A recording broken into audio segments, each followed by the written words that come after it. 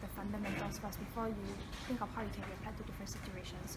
So instead of giving a certain routine, which then you struggle in how to adapt. I think there were two key standout lessons. One was the append via a folder, where instantly you can see how it will cut the work for multiple files that are coming in very repetitively.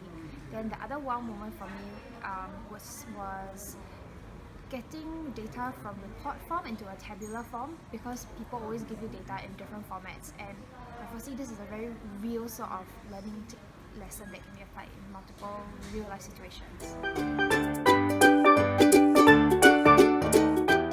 I like that she really knew her materials. She was very confident, and where she was not sure what the answer was, she was quite clear, and she was open to explore and discover and check on what the answer is. So a lot of times we were exploring different options together to see what worked and what didn't work.